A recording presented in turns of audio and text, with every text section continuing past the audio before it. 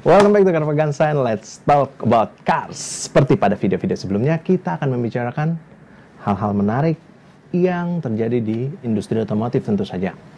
Dan berbeda pada video sebelumnya, gue maksudnya. Saya nggak sendirian nih pada video kali ini. Biasanya kan gue monolog, dan kali ini gue bersama my brother, Hafid. Yang biasa bertanggung jawab pada proses video di Automedia Group, ya Carvaganza, ada Zigwheels, ada Auto.com juga pastinya. Dan pada kali ini ada yang menarik yang gue mau angkat di video kali ini, adalah fenomena comeback-nya atau kembalinya si brand-brand otomotif dunia. Beberapa brand otomotif yang sebelumnya pernah singgah ke Indonesia terus pamitan, dan akhirnya mereka kembali lagi nih. Dan yang paling terakhir, yang paling santer ini adalah si Chery. Ngomongin Chery. Ya, pake jadi R-nya cuma satu. Iya, pakai R-nya cuma satu, dan itu diingat ya. Chery Chery Motor Indonesia. Chery Motor Indonesia. Mereka sudah secara terang-terangan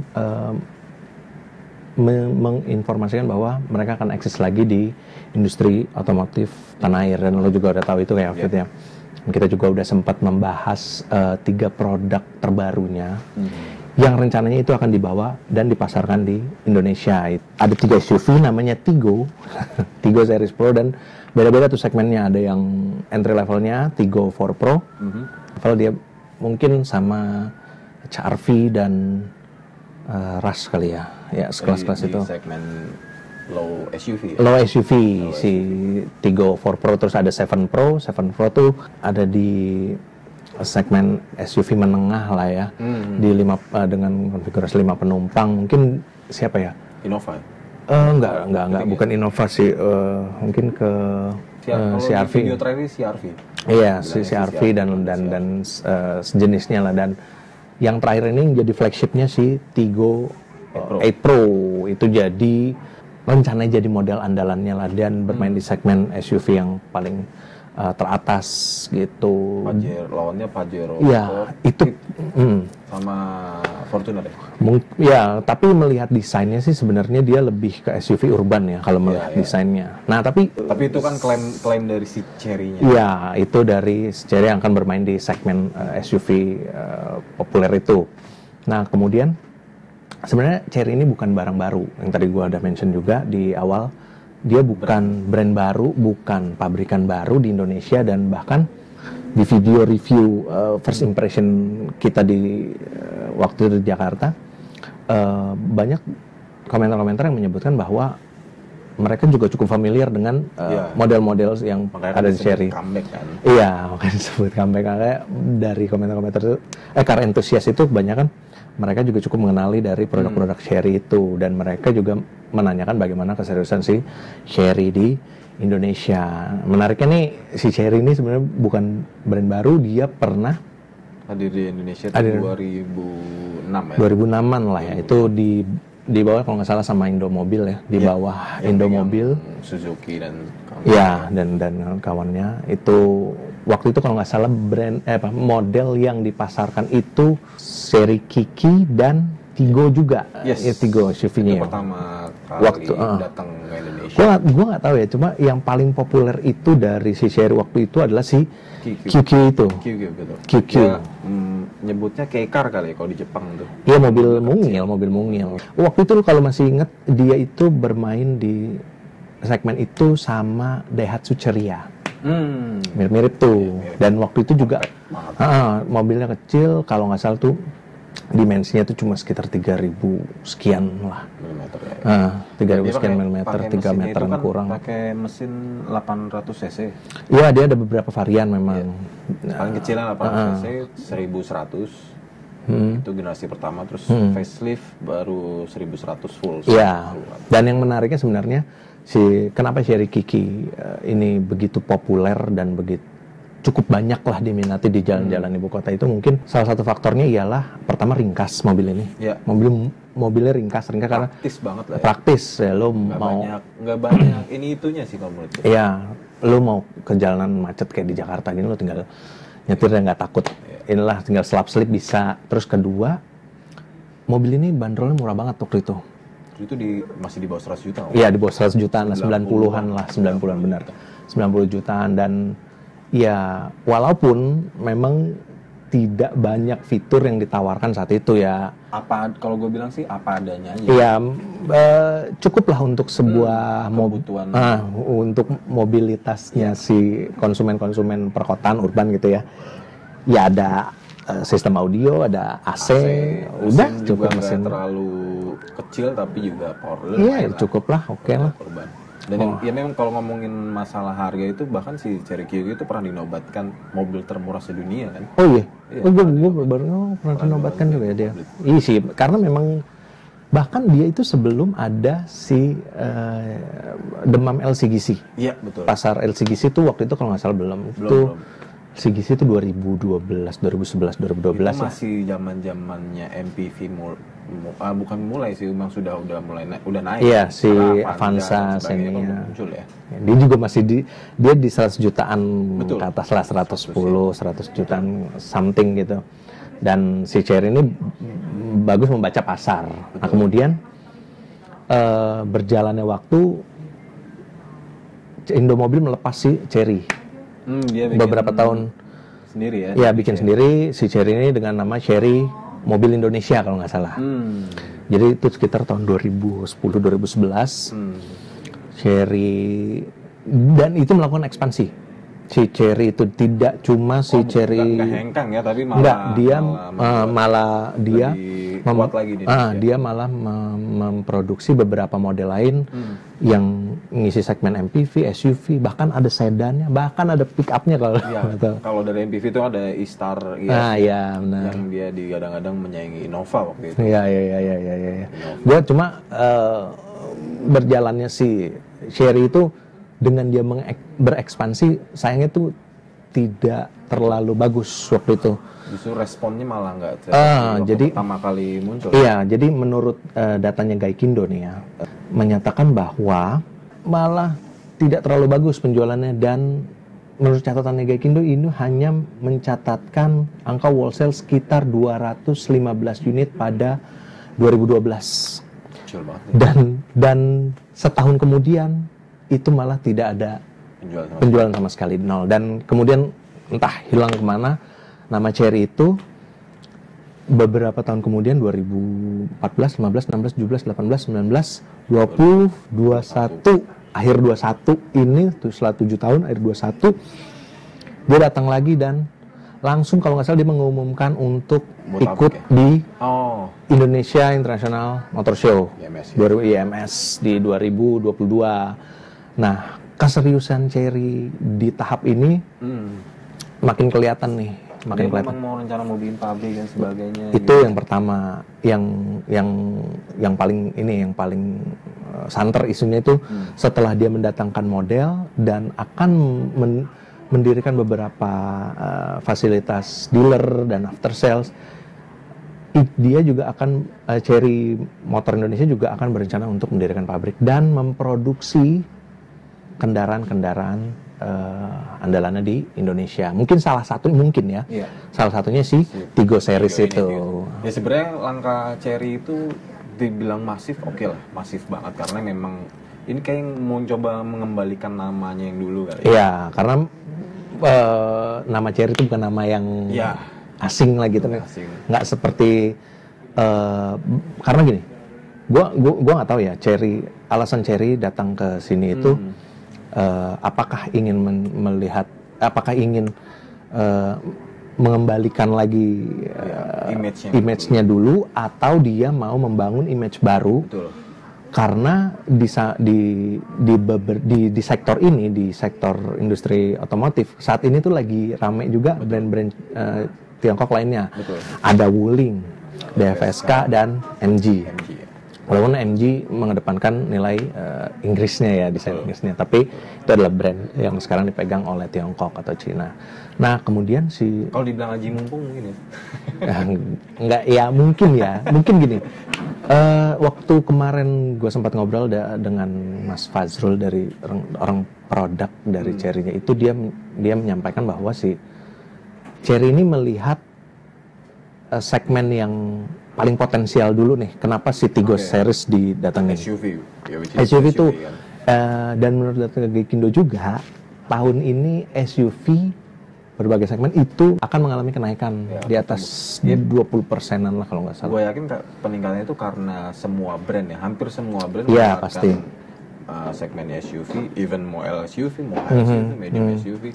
Ya itu karena beberapa brand dan kemudian Chery ini melihat si Tigo ini mungkin potensial untuk dipasarkan di Indonesia. Nah makanya tapi tidak menutup kemungkinan juga bahwa si Chery akan ekspansi ke model-model lain ya, ke segmen lain mungkin ada sedan, MPV. Mungkin MPV ya. MPV sih sebenarnya. LCGC kali ya. Mungkin ya. Ini dia yang menarik. Sebenarnya gini, kalau tadi kita bahas si Chery Kiki dari soal kepraktisan berkendaranya, dari ringkasnya ya itu, ada hal yang mempengaruhi juga itu soal harga. Betul. Mungkin ini juga bisa jadi salah satu strategi Chery nantinya memasarkan si Tigo dengan harga yang lebih terjangkau dibandingkan kompetitor-kompetitor lainnya, bahkan sesama brand Tiongkok. Sebenarnya kan strategi ini udah dilakukan, mungkin ya, ini kalau kacamata gue, ini udah dilakukan oleh brand Tiongkok lainnya seperti Wuling dan Daewoo yang membuat kalau gue bilang mengganggu harga ya. Iya, karena dia punya kebijakan, kan ada beberapa brand kayak gini deh, kayak sekarang ini kan lagi ramai PPNBM, DTP kan. PPNBM. Ada beberapa model Wuling yang nggak dapat, tapi Wuling malah membuat kebijakan subsidi dari merekanya gitu kan. Mereka sendiri yang membuat kayak si Wuling Almas RS itu kalau nggak salah harganya jadi sekitar 300-an something lah. Itu dari dari hampir 400-an dan itu cukup mempengaruhi si penjualan dari brand itu karena ini image brand Tiongkok itu di Indonesia memang dalam masa membangun lah gitu ya, membangun kepercayaan kembali.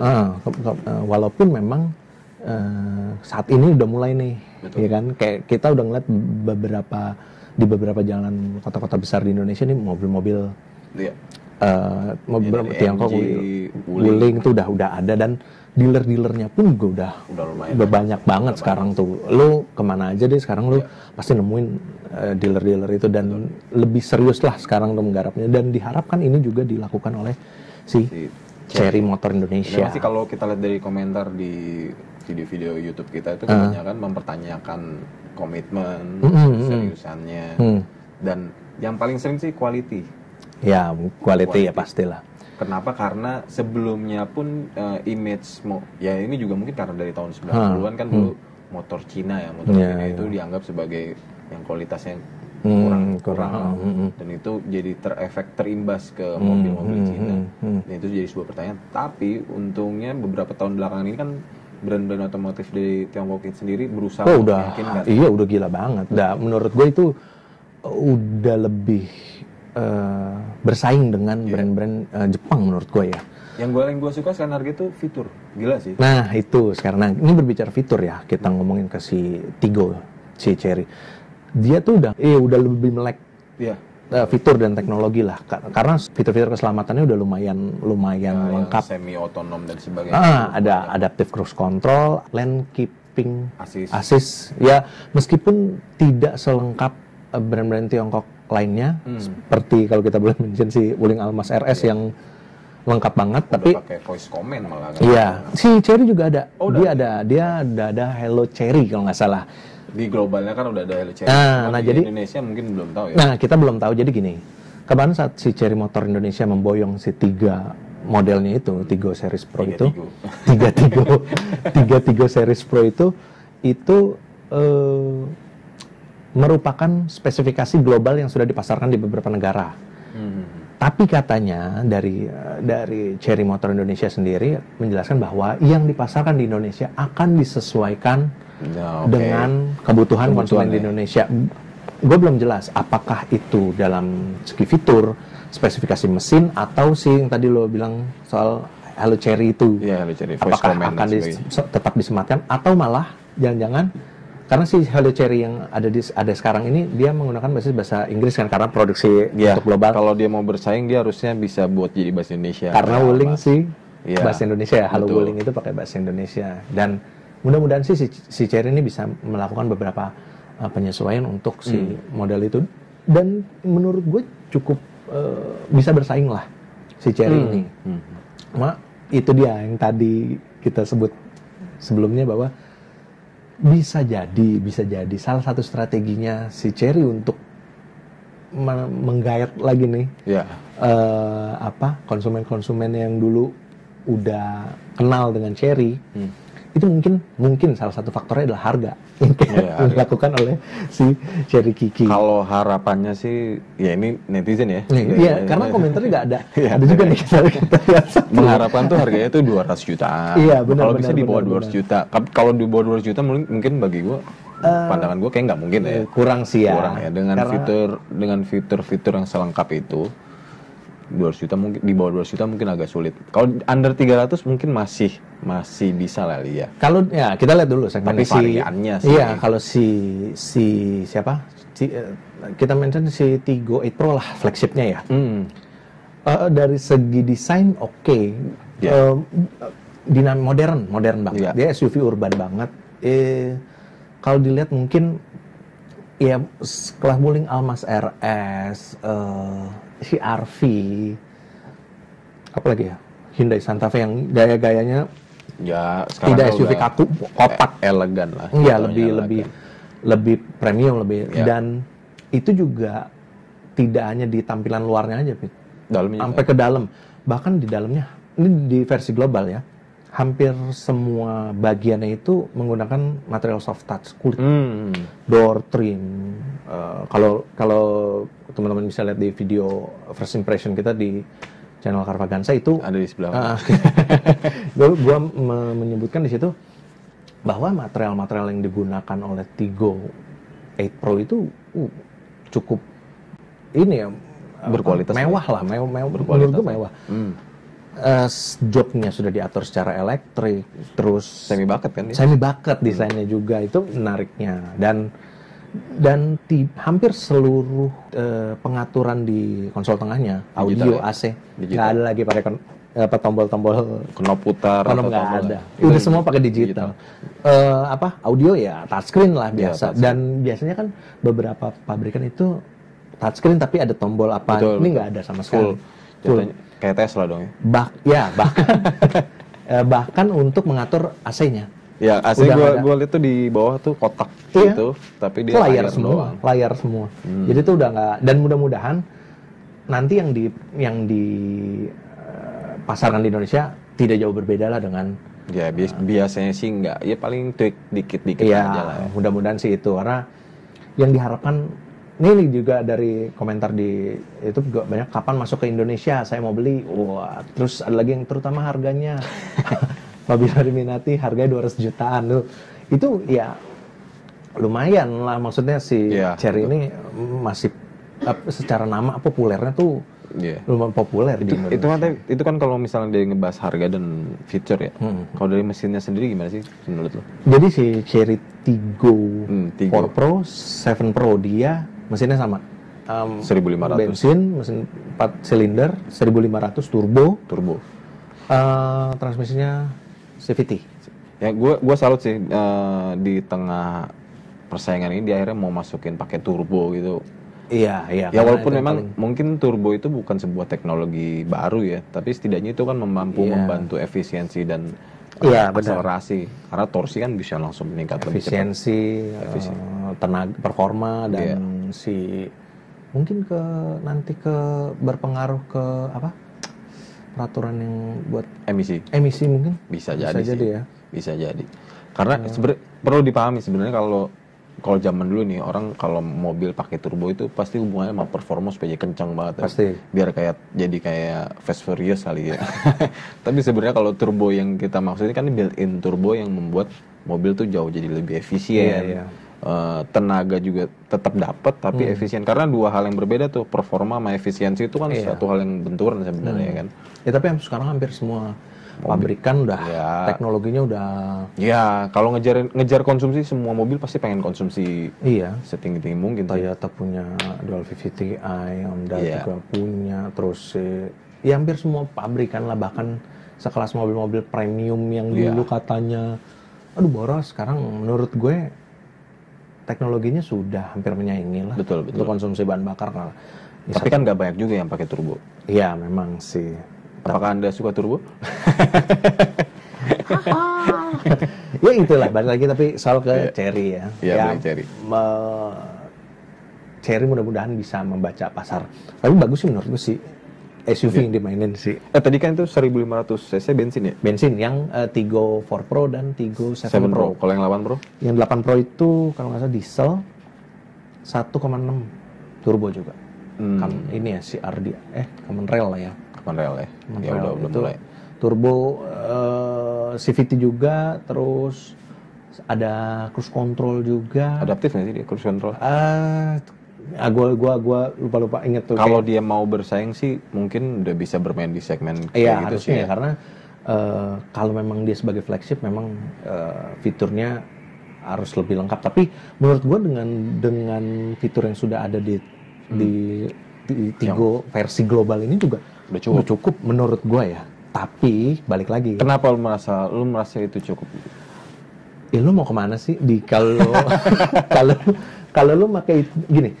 Ini kan tapi kan adaptive cruise control kepake nggak menurut lu?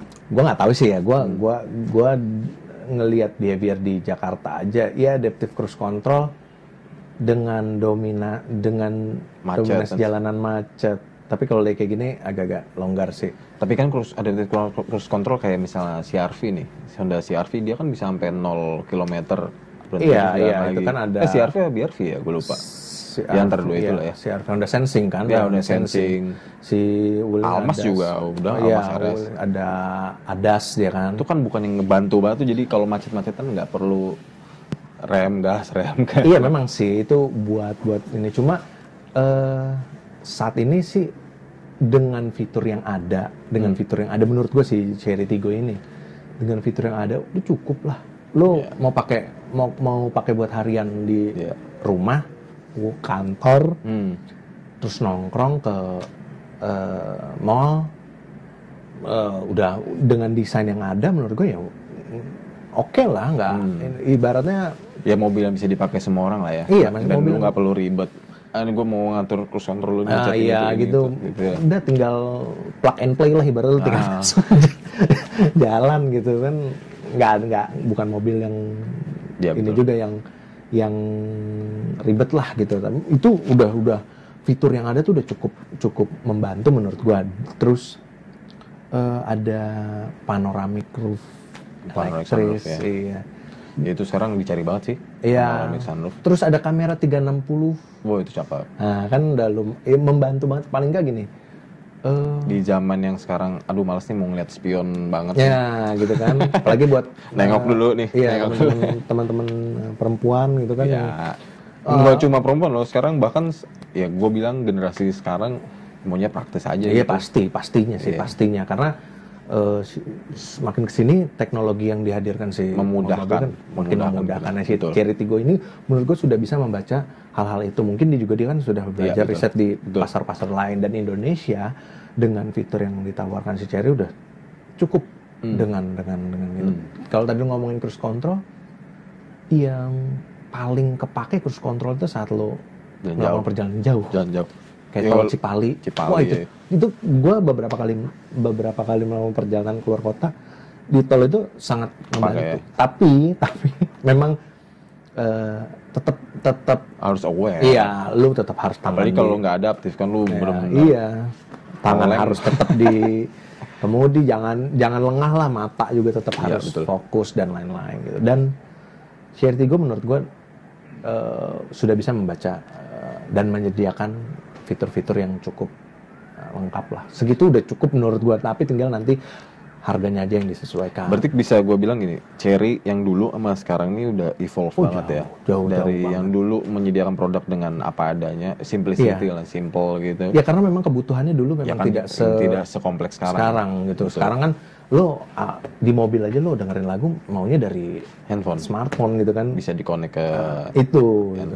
Bahkan kalau bisa voice command itu bisa ngangkat telepon juga gitu kan, tinggal atau balas WhatsApp atau ngasih notifikasi ke jadi nggak terdistraksi gitu loh. Ya, bahkan motor aja kan sekarang udah ada connect ke handphone. Nah, itu dia makanya. Jadi teknologi itu yang sebenarnya sudah akhirnya disematkan si Chery. Berarti gue bisa bilang tantangan Chery untuk masuk ke Indonesia ini sebenarnya besar banget. Oke, iya lumayan besar. Ini yang pertama pandemi. Iya pandemi. Ini kalau nggak pandemi nih kita ada di samping mobilnya kali ini. Ya. Sayang banget nih karena pandemi jadi kita ada di sini. Kedua, nggak cuma brand Jepang nih yang berusaha untuk membesarkan brandnya, tapi ada brand Korea juga. Oh iya ya. Terus nanti kalau mau tahu, ya Hyundai. Terus brand Amerika pun katanya mau masuk lagi juga. Ya, ada brand dari Eropa juga. Eropa mau masuk. Volvo. Ya. Nah artinya nih dinamika otomotif di Indonesia itu makin asal itu sih. Tadi yang pertama kan perang segmen udah pasti ya pasti udah perang teknologi ini ya, betul. Dan yang terakhir yang bisa di harga perang harga. Sama satu lagi nih sebenarnya yang jadi masalah itu adalah after sales. Benar banget. Wuling itu butuh waktu cukup terbilang nggak lama juga sih untuk membangun dealer, karena membangun dealer tuh nggak gampang loh sih. Dia membangun fasilitasnya dulu, baru dia bersiap untuk memproduksi mobilnya. Betul. Dan bahkan itu pabrik dia bikin ya di sini. Dia bikin pabrik, terus mengembangkan. Karena bohong kalau misalnya orang beli mobil, ini after salesnya gimana? Benar. Nah kemarin sempat ngobrol juga sama teman-teman di Chery Motor Indonesia bahwa Chery akan memulai membangun dealer, membangun kembali jaringan dealer yang totally baru. Jadi mereka sudah tidak menggunakan lagi dealer. Ya emang yang existing masih ada. Ya tahu sih ya, makanya gue juga hanya mungkin. Tapi dia akan membangun jaringan dan fokus pertamanya adalah Jabodetabek. Oke, karena besar. Jadi pertama itu tahun ini dia akan melakukan pembangunan dealer dan fasilitas after sales di Jabodetabek untuk pertama. Betul. Dan kemudian baru menyebar ke kota-kota besar di Indonesia. Itu sih yang gue tangkap. Dan soal harga kita belum tahu sama sekali. Gue belum dapat. Tapi rencananya kan tahun ini kan. Ini enggak. Di IMS Chery Motor Indonesia akan menghadirkan si Tigo series ini dalam versi Indonesia dan diharapkan ini sudah siaplah langsung bisa pesan, langsung bisa lo pakai dan langsung bisa lo nikmatin. Dan mudah-mudahan Chery bisa bersaing dengan brand-brand lainnya dan welcome to Chery. Welcome to Indonesia, selamat welcome Chery to Indonesia. Selamat fight ya, selamat bertarung. Tolong bikin produknya yang bagus ya, finishingnya. Karena gue jujur ini, gue melihat beberapa brand Tiongkok itu banyak produk yang menurut gue finishing kurang. Ya ini mungkin subjektif gue ya, finishing kurang. Mungkin beberapa tahun lalu ya. Ya walaupun sekarang mungkin udah mulai sudah. Gue sudah melihat beberapa brand Tiongkok ini sudah melakukan hal-hal yang bagus sih di. Ya gue rasa mereka di produk-produknya. Gue rasa mereka pun juga riset terus nanya ke konsumennya apa yang kurang, bahkan nanya ke kita juga kan sebagai. Bahkan itulah yang dilakukan oleh Chery Motor Indonesia pada saat preview kemarin. Dia juga meminta masukan lah pada media dan kepada konsumen di Indonesia. Mungkin nanti salah satu teman-teman mungkin akan ada yang diminta kali ya, gue nggak tahu. Tapi saat ini Chery terus melakukan inovasi untuk menghadirkan brand atau model terbaiknya di Indonesia. Ya tunggu aja, mereka berjanji sih IMS 2022 ini Chery Tigo Pro Series akan diluncurkan dalam versi Indonesia. Mudah-mudahan nggak jauh beda ya. Kalau mau ngelihat spesifikasi globalnya kita bisa ngeliat di video Carvaganda. Maupun di Auto juga ada videonya. Dia ada di Auto Media Group. Itu mudah-mudahan kita bisa ketemu lagi di next kesempatan. Kita akan ngebahas produk-produk lain, fakta-fakta menarik di industri otomotif. Mau produk baru atau bahkan brand, isu, apapun itulah. Biasanya kan sendiri. Sekarang gue tambah kerjaan ya, menemani bapak ini. Itulah. Terima kasih udah nonton video ini sampai habis.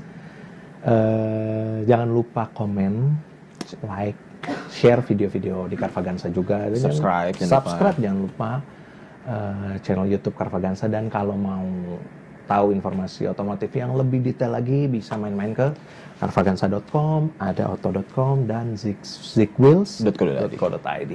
Sampai ketemu lagi di video berikutnya. Carvaganza, let's talk about cars.